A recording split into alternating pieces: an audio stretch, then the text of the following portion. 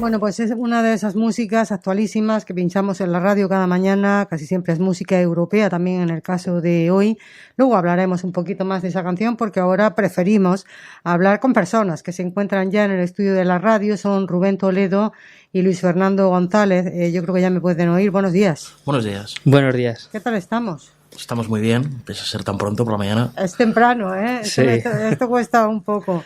Bueno, ellos están aquí porque son autores de un proyecto dentro de un máster que además es puntero en la Universidad de Salamanca, el máster en evaluación y gestión del patrimonio cultural, que suelen realizar los estudiantes de máster, pues luego siempre un trabajo, digamos, final, donde ponen a prueba pues realmente muchas actitudes y capacidades. Y estos chicos, no sé si vosotros solos, ¿estáis en el grupo o hay personas con vosotros? Rubén, No, Luis. faltan más. Lo que pasa es que no íbamos a venir los 8 a la radio. No, los 8 no, la verdad. No. Pero 5 sí hubieran podido ser, ¿eh? También es verdad que hay gente que le ha dado vergüenza. Nos han elegido a nosotros. Os han elegido de portavoces. Porque, bueno, pues ya que sois vosotros los que estáis aquí, ¿por qué no me habláis un poco primero de vosotros mismos? Rubén Toledo, ¿quién eres tú? No sé si habías estudiado hasta este momento en la Universidad de Salamanca y has seguido formándote con este máster. Cuéntame un poco tu evolución en tus estudios. Pues sí, soy manchego, vine a estudiar el grado de Historia aquí en la Universidad de Salamanca y vi la oferta que tenía este máster, la oportunidad de trabajar la historia mediante el uso del patrimonio, mediante la difusión del patrimonio histórico y cultural que tenemos, y me animé a ello. Uh-huh. No sé, ¿y tu caso, Luis Fer, eres salmantino o también de fuera? No, yo soy de Valladolid y la verdad es que yo llegué al máster un poco de casualidad, porque yo estudié físicas y luego filosofía. Y en filosofía me especialicé en el arte y en la estética, y entonces, pues, por poner algo en práctica, ¿no? Por poner unos pilares en la tierra, decidí hacer este máster de gestión cultural. Físicas por un lado y filosofía por otro. Bueno, y no sé, es que parece que tienen poco que ver, ¿no? Las físicas y la filosofía, pero seguramente sí tienen algo que ver, ¿no? Sí, esa es una pregunta que me hace mucho la gente, ¿no? Que cómo ocurrió. Pero bueno, yo en mi defensa diré que desde primero de carrera de físicas ya quería irme a filosofía, que la acabé pues porque mi madre me lo aconsejó, por no decir que me obligó. Y bueno, sí, la verdad es que tiene un poco que ver. Sí. Bueno, te dijo que estudiaras algo útil, y me imagino, ¿no? Que es lo que se suele decir en esos casos. Correcto. Bueno, y ahora ¿qué te está pareciendo esta experiencia de este máster en la Universidad de Salamanca? Un chico de Valladolid como tú, ¿qué te parece esta experiencia? Joder, pues estoy muy sorprendido porque, dado mi caso, que soy puramente teórico, ¿no? Después de 2 carreras tan abstractas, joder, el volver a ver que los proyectos salen, ¿no? El cómo funciona un museo por dentro, el cómo se hace una exposición, el cómo se hace un comisariado, joder, es algo que yo no había tenido la experiencia ni de vivir ni de aprender. Entonces, para mí es tremendamente nuevo y la verdad es que estoy muy contento.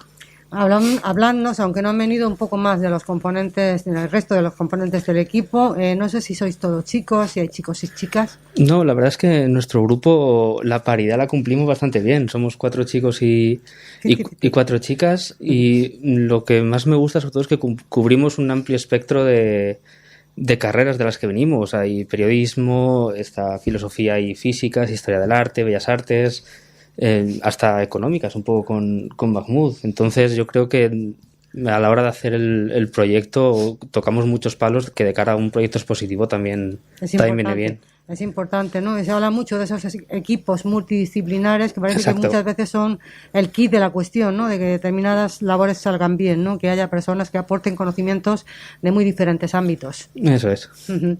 Bueno, pues vamos con el proyecto vuestro. Lo primero de todo, no es una pregunta tampoco vital, ¿no? Pero ¿cuánto tiempo habéis tardado en montar, entre que ideáis del tema sobre el que va a realizarse la exposición? Se busca la manera como todo lo que antecede hasta que ya efectivamente se puede hacer un proyecto como este. ¿Cuánto tiempo habéis estado liados con ello? Bueno, pues probablemente el tiempo sea lo menos real de todo el proyecto, porque normalmente cuando se nos encarga, bueno, a un gestor cultural se le encarga o quiere hacer un proyecto de este estilo, cuenta con meses, ¿no? A nosotros hace semana y media, si no calculo mal, sí. El profesor nos asignó un tema y en esa semana y media pues hemos tenido que hacer la parte teórica, el purgar las cosas que eran demasiado amplias, el centrarnos en un tema y desde hace 3-4 días el montar la exposición en sí, ¿no? El construir el stand. Uh-huh. Bueno, y os pedisteis tareas específicas cada uno. Uno dijo, bueno, yo me ocupo de la parte teórica, tú monta el stand. Quiero decir, ¿ha habido un reparto de papeles? Sí, ya el propio planteamiento de lo que es el taller, el trabajo ya exigía que hubiera dentro de cada área alguien especializado en ella, ¿no? Algunos un poco eligieron, como es mi caso que me gusta las redes sociales, ya que se me da bien, pues elegí ese espacio, o Luis Fer, por ejemplo, coordinar los esfuerzos de todo el equipo, ¿no? Cada uno tenemos una tarea, aunque luego sí es verdad que a la hora de trabajar un poco nos ayudamos entre todos y todas. Luis, no sé si el trabajo menos agradecido, esto de coordinar. Bueno, es algo también que nunca había hecho, ¿no? El coordinar grupos tan dispares, ¿no? Y en algo tan concreto, ¿no? Más allá de un típico trabajo en el que hay que hacer cada uno su parte de 3 folios, ¿no?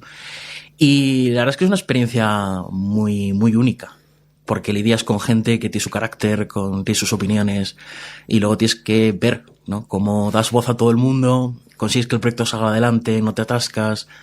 Tiene su juego, ¿no? Su mano izquierda. Incluso que no se vaya nadie del grupo. Quiero decir que hay que decir que guerra le hemos dado un poquito. Bueno, son 4 chicas, 4 chicos, y bueno, ya vamos con el tema, ¿no? Porque a mí me llama muchísimo la atención el tema que habéis elegido. Yo no sé si esto vino por inspiración, una inspiración milagrosa. ¿Cómo fue llegar a este tema? Marianne, 5 mujeres, una revolución. Bueno, pues... ¿Y quién era Marianne? O sea, no sé si Marianne es una persona real. En principio, Marianne es la alegoría de la revolución. Es uno de los temas propios de la Revolución Francesa y es la revolución guiando al pueblo, como el cuadro de Delacroix, aunque ese cuadro sea de una revolución posterior, ¿no? Sí, pero el cuadro de Delacroix, entonces la señora esta que va guiando se llama Marianne, ¿no? Sí, por así decirlo, sí, es la alegoría, como he dicho antes, de la revolución. Y el tema, básicamente el proyecto se nos presentó a cada uno de los grupos de trabajo del máster a raíz del patrimonio que salía en un videojuego. A nosotros nos tocó el Assassin's Creed Unity, que versa en la Revolución Francesa. Entonces, dentro de la Revolución Francesa teníamos que buscar un tema que fuera no el típico tema político revolucionario, sino algo más concreto, algo más cotidiano, y optamos, para sorpresa nuestra, con la mujer, que en la Revolución Francesa tiene una fuerza inusitada y que a nivel divulgativo, por ejemplo, no apenas yo creo que se le reconoce. Casi nunca se le reconoce a la mujer prácticamente nada. Bueno, yo creo que de la Revolución Francesa sabemos que a María Antonieta la decapitaron, ¿no? Pero poca cosa más. Y habría mujeres, suponemos, en aquella época. Y muy importantes. Nos centramos mucho en lo que es la mujer anónima, aunque la personificamos en cinco representantes que sobresalieron sobre el resto. ¿Cómo en ese videojuego aparece toda la documentación, Luis Fer, o habéis visitado otros sitios? No, en el juego también sufrimos de lo mismo, ¿no? Que la representación femenina todavía no tiene ese peso, ¿no? Y salen figuras como Robespierre, sale María Antonieta, sale Napoleón, pero no tenemos estas figuras, ¿no? Un poco la exposición gira en el doble sentido de que la mujer aparece como anécdota en la Revolución Francesa, ¿no? Por un lado, porque como nos llega como anécdota, es decir, pequeños apuntes al margen de la historia escrita por hombres y protagonizada por hombres, y es lo triste, ¿no? Y es lo que queríamos cambiar, ¿no? Entonces llama la atención ir a una exposición en la que te encuentras con una guillotina, te encuentras con 5 siluetas blancas y que ninguno de los nombres te suene, pese a ser muy importantes. Una de ellas es Olympe de Gauss, que hizo la primera carta de los derechos de la mujer y la ciudadana 2 años después que se escribe la parte de hombres, ¿no? En el inicio de la revolución, pidiendo a María Antonieta, antes de que la corten la cabeza, que luchara por su sexo, ¿no? Que defendiera la igualdad a nivel judicial en las mujeres. Algo que hasta que nosotros nos hemos puesto a investigar no sabíamos quién era Olympe de Gauss. Y así con el resto de las 4 mujeres. El resto de las 4 mujeres, una de ellas, por lo tanto, interesada por la política, creo que también prostitutas o modelos o personas interesadas en la moda aparecen en esas 5 mujeres que habéis analizado. Ambas. Tenemos la que fue la embajadora de la moda, que es Marie de Jean. Ya lo siento si mi francés no pronuncia bien los nombres. Bien. Y tenemos una madame. Es llamativo porque a raíz de la revolución una de las cosas que se intenta evitar es que la prostitución se dé en la calle, ¿no? Los encuentros nocturnos. Y entonces, a la vez que se hacen leyes para prohibir estos encuentros, se facilitan espacios y lugares y un espacio judicial nuevo, ¿no? A través de las leyes de la Revolución, en el que se crea lo que hoy conocemos como burdeles, ¿no? Uh-huh. Y entonces una de las primeras regentes de uno de los burdeles, y el más importante de la zona pobre, es Madame Perón, que es una mujer que tuvo mucho poder, ¿no? Aunque es verdad que en un terreno un poco distinto al que solemos hablar. Sí. Bueno, qué interesante. Pero creo que nos falta una, ¿no? Nos faltan dos. Nos faltan dos. Sí, Pauline Léon, que fue lo que nosotros llamamos la acción revolucionaria, participó en la toma de la Bastilla, la marcha sobre Versalles, una mujer, como se diría antes, de armas tomar, ¿no? O sea, no dudó en unirse codo con codo a sus compañeros y compañeras para empuñar un fusil y luchar por sus derechos. Y también un artista, Abigail Lebrun, que yo, por ejemplo, pese a que en historia se estudia historia del arte, hasta la realización de este trabajo no la conocía. Pasa muy desapercibida por lo que es la historia del arte, a no ser que entremos en un terreno más academicista, y que tiene cuadros muy sorprendentes, y que fue autora de muchos retratos de María Antonieta. Uh-huh. Una pintora también, entonces, está en ese grupo de mujeres que habéis elegido. Pero, ¿y por qué? ¿Y por qué? Bueno, me has comentado que hay un videojuego, ¿no?, donde se habla de este asunto, supongo que con no mucho nivel de profundidad, pero yo no sé por qué pensasteis en las mujeres, pensasteis en la Revolución Francesa.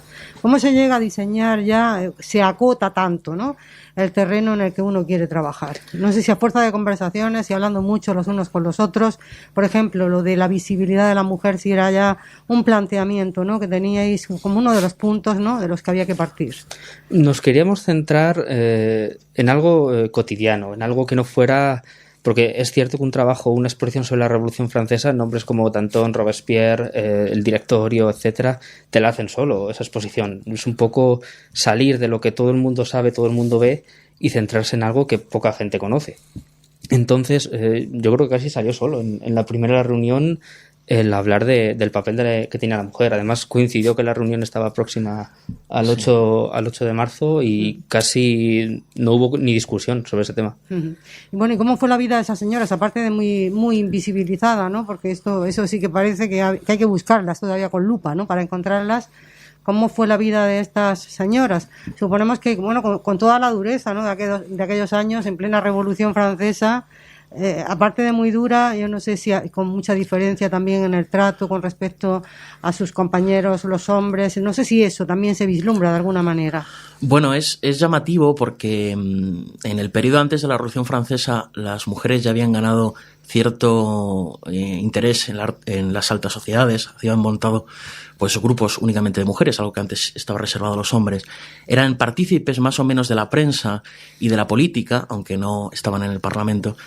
Y es verdad que a raíz de los primeros años de la Revolución esto mejoró mucho para la situación de las mujeres, mejoró mucho hasta que empezó la era del miedo de Robespierre, en el cual la carta que antes hemos mencionado, que estuvo 3 años en vigor, en el que igualaba y permitía a las mujeres estar en el Parlamento, y una de ellas era Olympe de Gaulle, como hemos mencionado, desapareció y o sea, la mujer empeoró. 3 años en vigor exclusivamente estuvo esa carta que igualaba, digamos, la condición de la mujer al hombre en el aspecto político. Correcto.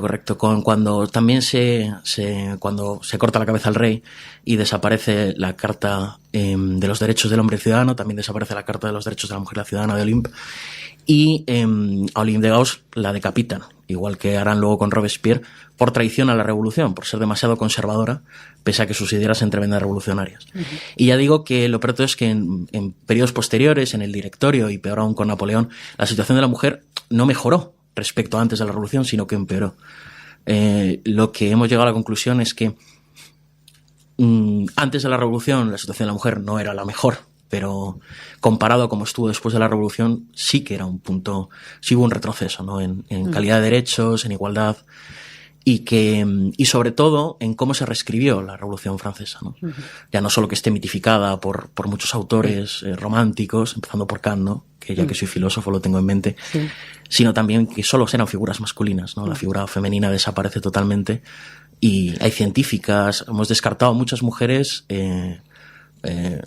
que podían haber entrado en la exposición, pero bueno, hemos elegido estas 5. O aparece para mal la figura femenina, por ejemplo, la propia María Antonieta o la asesina de Marat. Amaral lo mató una señora. Sí. En la bañera, ¿no? Creo que fue la Sí, bañera exactamente. este señor. Bueno, pues qué pena, ¿no? Estos movimientos de péndulo de la historia que siempre se ceban con la mujer, ¿no? Que nunca llega a mejorar del todo su condición y cuando la mejora un poquito parece que enseguida hay que ir de nuevo a que esa situación de mejora no se consolide. Yo no sé si veis algún tipo de paralelismo entre aquellos momentos y estos, ya que habéis reflexionado sobre las mujeres en esa época revolucionaria. Supongo que habéis reflexionado y quizás hayáis hecho en vuestro fuero interno algún tipo de comparación con el momento actual. No sé si es así. Sí, no, yo creo, obviamente, la situación de la mujer ahora mismo no dista, casi es diametralmente opuesta a la que podía tener en la revolución, ¿no? Y el papel político que puede tener ahora es muy grande, ¿no? Ahí tenemos, mismamente aquí en España, ministra de Defensa, cuando igual hace 20 años eso era no menos que impensable. En ese sentido, se ha avanzado mucho, hay que seguir avanzando, hay que seguir peleando, pero obviamente la Revolución Francesa es como un punto de pequeño claro entre las nubes que luego se cirnieron, pero ahora las vamos deshaciendo poco a poco. Uh-huh.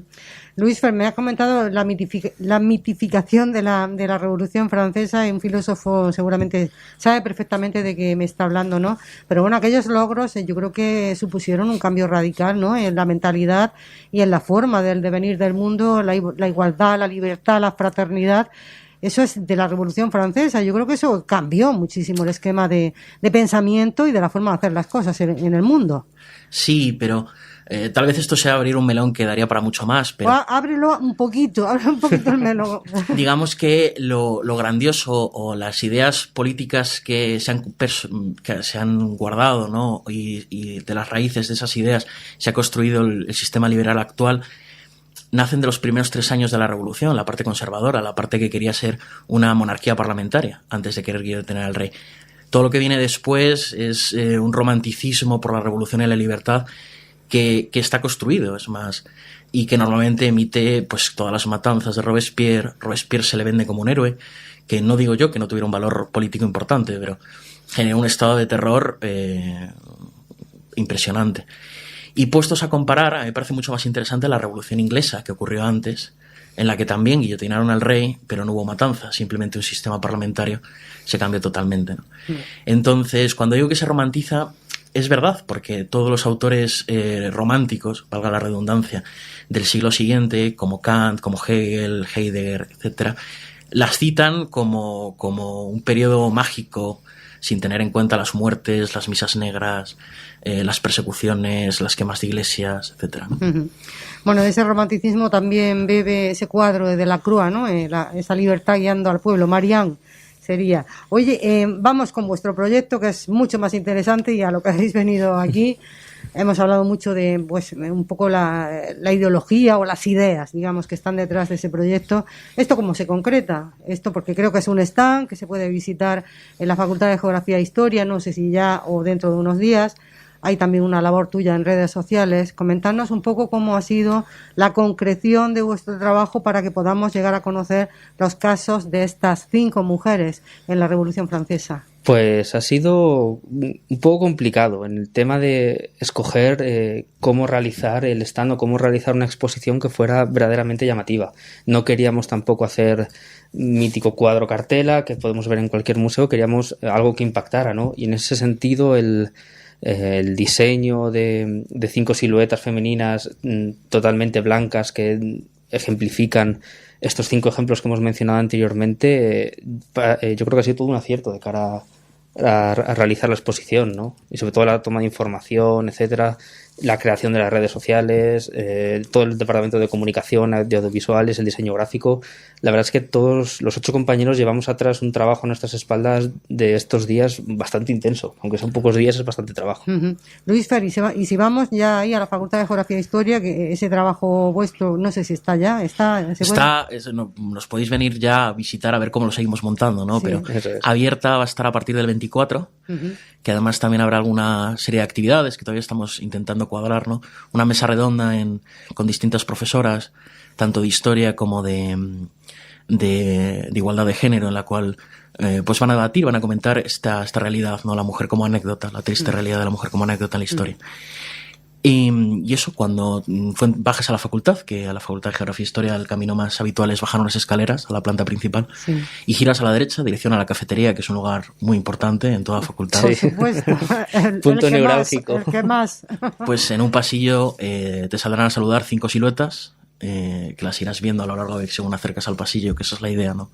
Que llame la atención y que tampoco sean como un añadido, ¿no? Como un pegote que pongamos a la facultad, sino que en cierta medida vistiéramos una segunda piel, nos dice muchas veces nuestro profesor, ese espacio. Y hemos pensado que las siluetas, la verdad es que fue una cosa muy original y ha dado mucho resultado. Y aunque es verdad que ha tenido mucho trabajo, nos ha resultado bastante sencillo. Y estamos muy contentos con el ¿Son resultado. muy altas esas siluetas? O... Un 82, 83. Por ahí, sí. Mujeres altas, entonces, Sí, ¿no? sí, con sí. un gran vestido. Mujeres bien altas. Y bueno, para los que siempre queremos saber más, nos enteramos, quiero decir, vemos unas siluetas, pero yo no sé si hay información sobre las mismas. Me comentabais que va a haber también mesas redondas, que ahí información va a haber mucha, ¿no? Pero para el visitante, para el que solamente vaya paseando por la Facultad de Geografía e Historia y se encuentre esas siluetas, va a tener algún tipo de referencia. Sí, en cada una de las siluetas está el nombre de esa protagonista y una breve biografía. Todo eso se completa con un cuadro expositivo donde ahí habrá muchas más fotos, mucha más información con el que finaliza la visita. No es solo una silueta en blanco. Bueno, y material audiovisual, hoy tenemos un audio aquí en la radio de la Universidad de Salamanca que ya se puede considerar también como parte de vuestro trabajo, Por ¿no? supuesto. Y, porque a mí otro trabajo que hemos comentado así muy de pasada es toda la promoción, ¿no? Que estáis haciendo de esto, de vuestro proyecto. No sé si algún otro tipo de material audiovisual, si habéis grabado algún tipo de vídeo de cómo se iba haciendo aquello, no sé si hay más material audiovisual que esta grabación que estamos haciendo ahora. Sí, tenemos, por ponerte un ejemplo, cuentas en Facebook, TikTok, Twitter e Instagram, y sobre todo en TikTok e Instagram sí tenemos más documentos gráficos que evidencian todo este proceso de realización del stand. Tenemos también canal de YouTube donde tenemos de momento un breve tráiler de lo que será la exposición, pero que en los próximos días pues colgaremos vídeos de cómo ha sido todo el proceso, vídeos presentando al equipo, etcétera. Yo no sé si este trabajo ya supone el final de vuestro máster o hay luego unas clases posteriores, Luis Fer. Pues no, nos quedaría hacer las prácticas, que es casi un tercio del máster, y luego nos queda hacer el TFM, el trabajo final de máster, que defenderemos en julio, si no me equivoco. Pero lo que son clases presenciales ya llevamos semana y media casi sin tener, salvo pequeñas clases teóricas sobre la exposición, y terminamos este viernes, más la graduación la tenemos el jueves. Sí, de hecho el día ¿El 24... os graduáis? Sí. Bueno, tenemos el evento. Sí, el evento que que también está muy bien, ¿no? Realmente esos eventos están muy bien y qué bueno que además estén volviendo. Bueno, pues muy avanzado, por lo tanto, este máster, aunque faltan las prácticas, el TFM, que yo supongo también lo tendréis elegido. ¿Esto se suele decir o esto no se dice normalmente hasta que uno ya no está metido? No sé si tenéis el tema del trabajo de fin de máster. Tenerlo lo tenemos, pero digamos que la versión que decimos a nuestro director de TFM está mucho más avanzada de lo que realmente está y queda todavía, tenemos mucho la esperanza de terminar las clases y todo, y ya pues entre las prácticas, que tendremos medio día libre más o menos, ahí ya dedicar todos esos medios días hasta julio, para terminar el trabajo.